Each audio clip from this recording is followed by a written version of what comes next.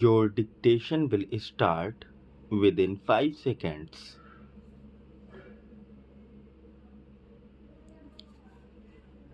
Mr. Deputy Chairman, Sir, I support this bill. I congratulate the Honorable Minister of Health for bringing this bill. I hope the Health Minister is strong enough for implementing this bill effectively. This food adulteration and drug adulteration are very serious crimes. The offenders like adulterants and adulterators are both anti-national and antisocial without any doubt. There are many kinds of adulterations. There are factories running for the manufacture of small stones in some towns. These factories are producing small stones to be mixed with rice. I have been affected by it.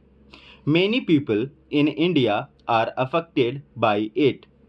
Therefore, I would request the government to take very stringent action on these anti-national and anti-social elements, the adulterators and about adulterants also.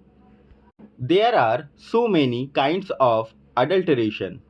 There is adulteration in milk. Nowadays, I cannot say whether the milk vendors are pouring water into milk or they are actually pouring milk into water. This is the extent of adulteration. I have seen it in many cities and also in villages. There is adulteration in tea leaves and in coffee powder. There is adulteration in mutton by mixing beef. There is adulteration in ghee. You are all aware of these things. There is adulteration in cold drinks also. Adulteration is no doubt a serious crime. It should be out to stop by the government under these special circumstances under the present government. I would like to ask the Honorable Minister to advise the governors in the states to implement the provisions of this bill very strictly and to punish adulterators in rice and in many essential commodities. Even in drugs there is adulteration. Many children, men and women are killed on account of large-scale adulteration, but the action is very poor.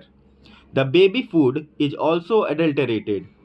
In the case of drugs, I would request the Honorable Minister to bring an amendment in the Drugs Act to punish severely the adulterators in drugs, to give the maximum punishment of death sentence to the offenders under the Drugs Act for killing human beings.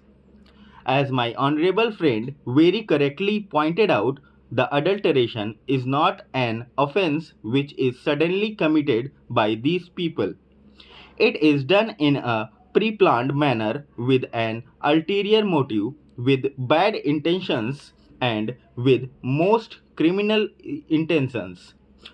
Even ordinary murderers under section 302 of the IPC are given death sentence. I hope when a case is detected, tried and proved of a grave act of adulteration, then the punishment must be definite, heavy and exemplary, because unless the punishment is exemplary, it will not act as an effective deterrent. I would like to say a few words about voluntary agencies, social organization and public-spirited men and women have a great part to play in all these spheres, and I hope the government will do everything in their power to see that voluntary agencies and the public spirited individuals are given all encouragement and assistance, because although the state's hands is bound to be and must be a watching hand on checking the evil, and it has to be a helping hand, the responsibilities must be greater and stronger. It is from that angle that the consumer's interests, the consumers' council, and the consumer movements, as one sees in countries like the UK and USA and the other countries, must also be helped to develop in our country. There are certain defects in the bill. Under the existing section, there is a provision that the sample taken by the food inspector shall be divided into three parts. One will be given to the person from whom the sample is taken, the other is sent to the local health authorities, and the third one is sent for public analysis to the public analyst. The provision of giving a sample to the person concerned is a safeguard against manipulation and misuse by the food inspector and persons connected with his department. This solitary safeguard is sought to be taken away by amending the provisions of this Act. Therefore, it should be restored, because the government's intention is to prevent harassment of the honest traders. Secondly, adulterant has been defined in this bill as any material which is used for adulteration. That has not been defined in this bill at all. Only adulterated article and adulterated food have been defined, and even if water is mixed with milk, then water is used as an adulterant for adulteration of milk.